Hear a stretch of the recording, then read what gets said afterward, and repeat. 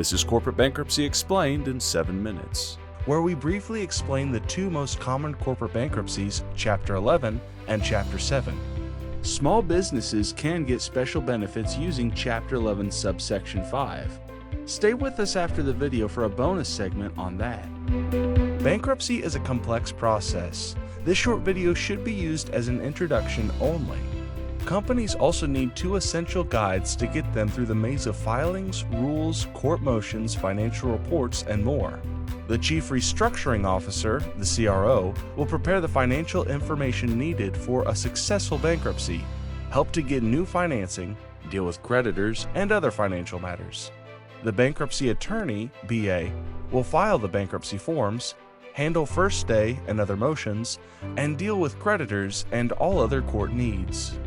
Let's discuss Chapter 7 first. It's easy to understand. The business does not have funds to continue operations, and Chapter 11 benefits would not be enough to save the company. A court-appointed trustee takes control of the business, collects accounts receivable, and sells the assets. The trustee accumulates the money and pays creditors per the bankruptcy rules. The shareholders of the business typically receive no money and may be pursued for personal guarantees and unpaid payroll, sales, and other taxes. Let's move on to Chapter 11, where the benefits are greater. How a Chapter 11 helps. Right now you are being harassed by collection agencies and lawyers to pay debts. But in bankruptcy, all collections are stayed or stopped immediately. Currently, the company does not have sufficient cash to pay its creditors. But in bankruptcy, all payments to creditors, called pre-bankruptcy debts, stop and are settled in bankruptcy, most often for significantly less than the original amount. Right now, lawsuits against the company are costly and time-consuming, but in bankruptcy, all lawsuits stop. Right now, the company is stuck with contracts that are unfavorable, but in bankruptcy, contracts can be rejected, including the lease for the operating premises, warehouses, retail establishments, etc. Sounds surprisingly good so far, right? Well, let's add more good news. Business continuation. The business continues during the bankruptcy process. Company assets. After the granting of the first day motions, the company will have full access to all company assets to use in the normal course of business. Exclusivity period. The company gets 120 days to submit a restructuring plan to the court. DIP, debtor in possession financing. The company can obtain new loans. Success. The plan is confirmed by the court. The company continues operations without court oversight. Settlement of pre-bankruptcy debts. In most cases, the pre-bankruptcy debts are settled for considerably less than the original amount and payable monthly up to 60 months or more. So what's the catch? Bankruptcy is expensive. Legal and professional fees are very high. The company has little available money for bankruptcy.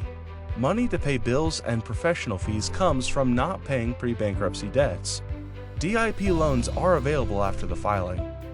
Bankruptcy is stressful. Bankruptcy takes time away from company operations.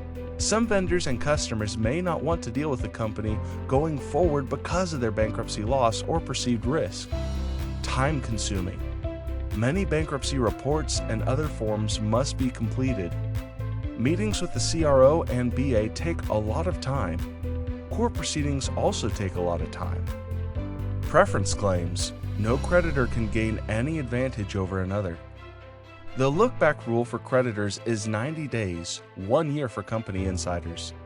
For example, the company's owner may pay his wife a bonus of $50,000 the day before the bankruptcy, but during the look-back period, the court will see that and probably want that money back.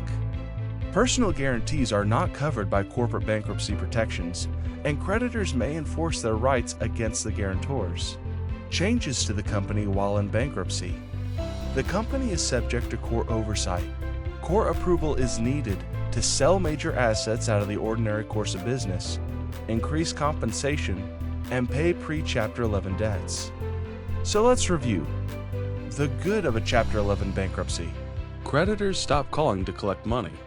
Pre-bankruptcy debts go unpaid until the plan is confirmed. Company assets, after approval from the court, are available for the company to use in the normal course of business.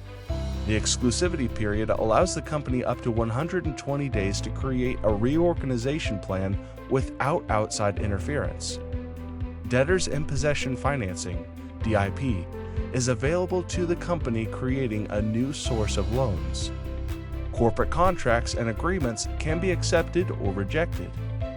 Payments to pre-bankruptcy creditors are usually significantly less than the total owed and paid monthly over a lengthy period, sometimes as long as 60 months.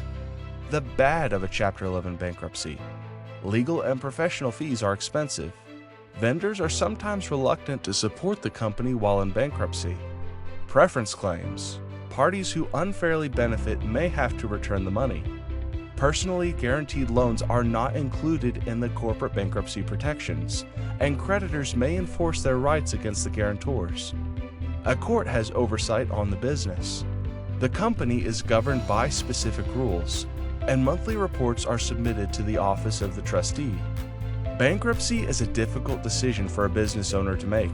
The decision affects not only the business, but your future business and family life.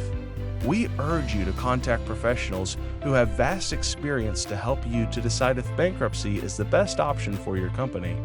Be sure you reach out to us, and remember, the first consultation is free. For questions about the financial side of bankruptcy, reach out to Neil Goldstein at 940-808-9451. If you have legal questions about bankruptcy, reach out to Steve Raven of Saul Ewing LLP. Call 973-286-6714. Now, if you're a small business, you can get special benefits using Chapter 11, subsection 5. To qualify, the business, debtor, must be engaged in commercial or business activities other than primarily owning or operating a single piece of real estate property. They also must have a combined total secured and unsecured business debts of less than $7.5 million. There are additional benefits that come with Chapter 11, subsection 5. The court can confirm the company's reorganization plan without having creditor approval. Only the individual debtor can submit a restructuring plan. A Subchapter 5 case has reduced reporting requirements. You will continue operating your business in bankruptcy. The court-appointed trustee oversees the business only. All administrative expenses are paid over the plan's length. This could be up to 60 months.